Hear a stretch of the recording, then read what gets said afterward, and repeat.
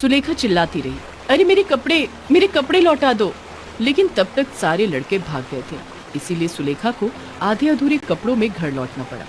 तालाब से घर थोड़ा दूर था, इसीलिए रास्ते से आते वक्त गांव के लोग सुलेखा को बुरी नजरों से देखने लगे।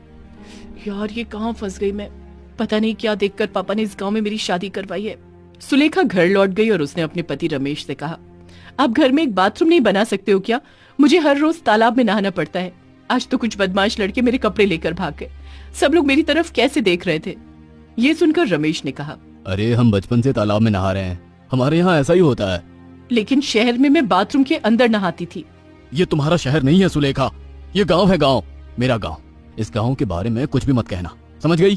तुम्हारा नसीब अच्छा है कि शौच करने के लिए इस घर में बाथरूम है, नहीं तो सुबह सुबह खेत में शौच करने का और दोपहर को तालाब में नहाने का जैसा मजा और कहाँ। सुलेखा ने और कुछ नहीं कहा, वो चुपचाप वहाँ से चली गई। सुलेखा के माता पिता गांव से हैं, लेकिन बहुत दिन हो गए वो लोग शहर में रहते हैं। उन दोनों को गांव बहुत अच्छा लगता है, इसीलिए उन लोगों ने सुलेखा की शादी गांव में ही करवाई है। सुलेखा की एक बहन है, उसका नाम सुपर्णा है।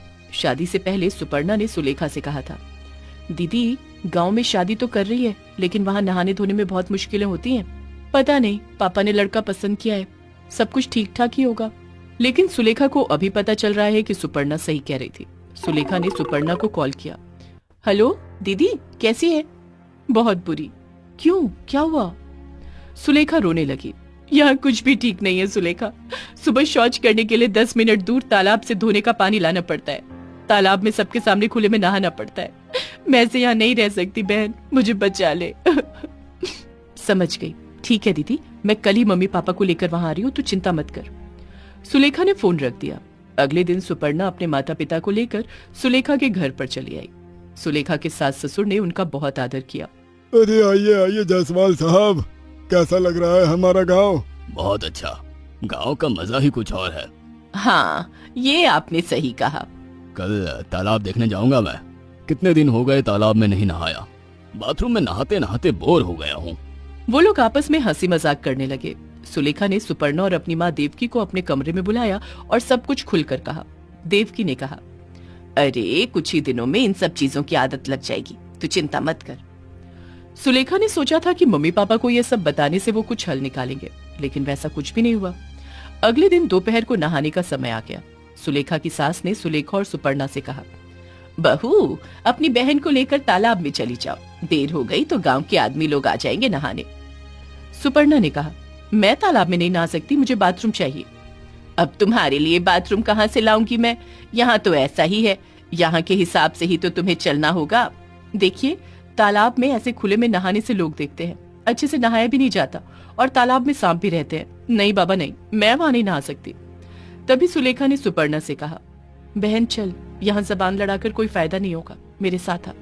सुलेखा सुपर्णा को लेकर तालाब में चली गई। दीदी मुझे डर लग रहा है, मुझे तो तैरना भी नहीं आता। मुझे कहाँ आता है तैरना, लेकिन यहाँ तो कुछ कर भी नहीं सकते हैं। दोनों पानी में उतर गए।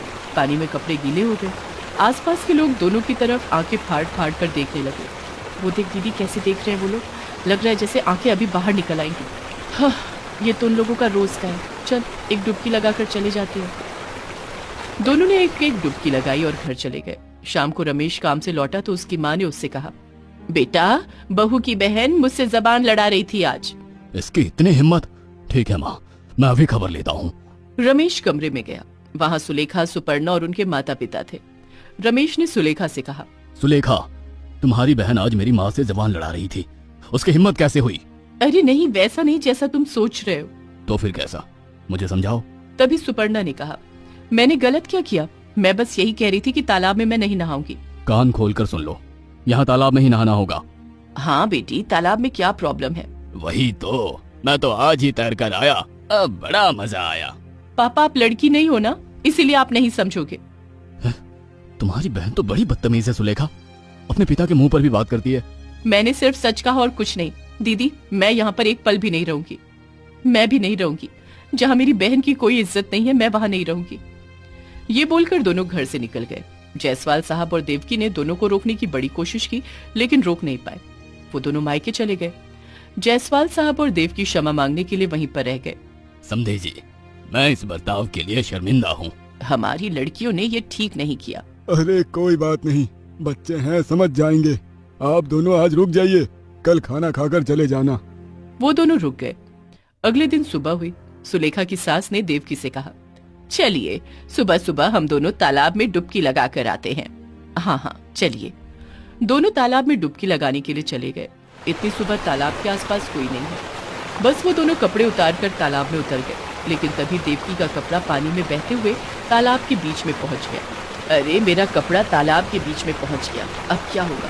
मुझे तो तैरना नहीं आता। मुझे भी नहीं। चलिए दोनों मिलकर कपड़े को लाने की कोशिश करते हैं।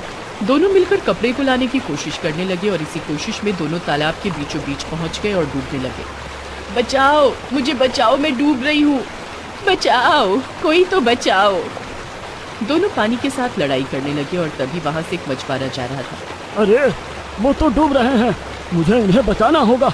ये बोलकर उसने पानी में डुबकी लगाई और दोनों को उठाकर तालाब के बाहर ले आया। लेकिन तब तक दोनों बेहोश हो गए थे। दोनों को अस्पताल में भर्ती किया गया। खबर मिलने के बाद सुलेखा और सुपर्णा अस्पताल में आए। सभी बहुत टेंशन में थे। इतने में डॉक्टर साहब ओटी से निकले और उन्होंने कहा, देखिए अभी के लिए खतरा टल गया है, दोनों को होश आ गया है, लेकिन आगे से ख्याल रखना होगा। तालाब के आसपास भी ये दोनों ना भटके, ये देखना होगा।